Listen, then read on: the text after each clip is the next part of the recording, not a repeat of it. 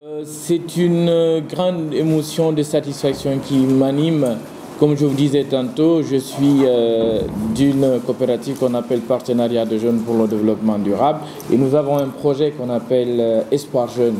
Espoir Jeune est à la fois un centre de production animale et végétale, un centre de vulgarisation de techniques agricoles, mais aussi un centre de commercialisation de produits agricoles et un centre d'accompagnement de jeunes. Donc c'est retrouvé dans un salon pareil et c'est une joie immense pour nous. Pour deux raisons. C'est quelque chose qui est rare. Connecter tous ceux qui se trouvent aujourd'hui, tous ces entrepreneurs ou bien tous ceux qui se trouvent dans l'écosystème entrepreneurial est une chose. Et d'habitude, on organise ici des salons, mais c'est juste pour la région de Conakry. Mais j'ai vu ici des gens qui sont venus de Mamoun, de Labé, de 8 régions. Ça, c'est déjà innovant. La deuxième des choses, c'est de rencontrer des entrepreneurs ou bien des experts qui sont venus d'ailleurs et de faire une visibilité sur déjà des entrepreneurs qui font beaucoup de choses. Hier, le président de la République, je vais le répéter, a dit que la Guinée est une opportunité. Je suis d'accord avec lui. Nous sommes un pays qui n'a pas réellement bougé. Et tous ces problèmes-là constituent une opportunité pour celui qui sait voir et celui qui sait identifier des opportunités. D'accord? Quand vous voyez au niveau, par exemple, des infrastructures, tout est à faire.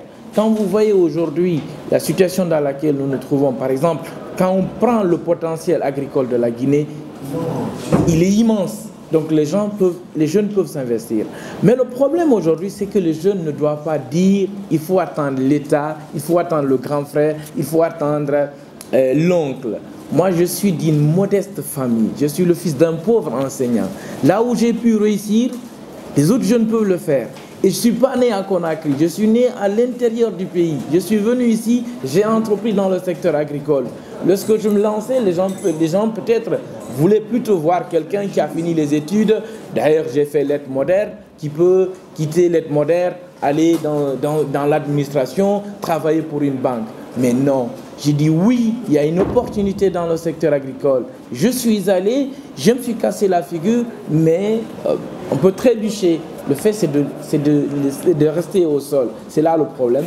Et aujourd'hui, on a cette coopérative qui fait beaucoup de choses à Dubreka, qui est devenue un centre de référence pour les jeunes, parce que nous arrivons aujourd'hui, nous accompagnons 70 jeunes.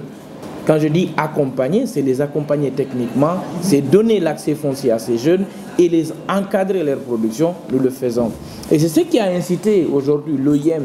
Nous travaillons sur la réinsertion de jeunes migrants retournés. Je suis entièrement d'accord avec vous que la plupart des jeunes considèrent aujourd'hui l'agriculture comme une activité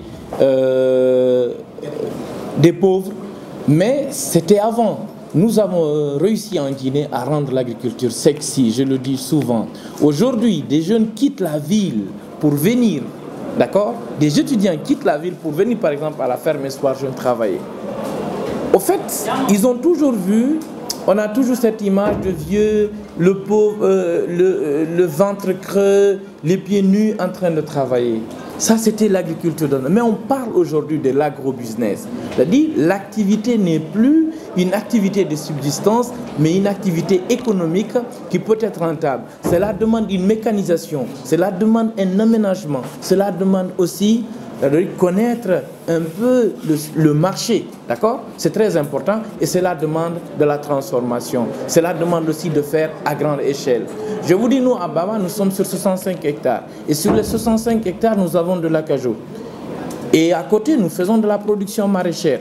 Voilà une activité qui est rentable, qui fait profiter des jeunes et qui fait profiter la population locale.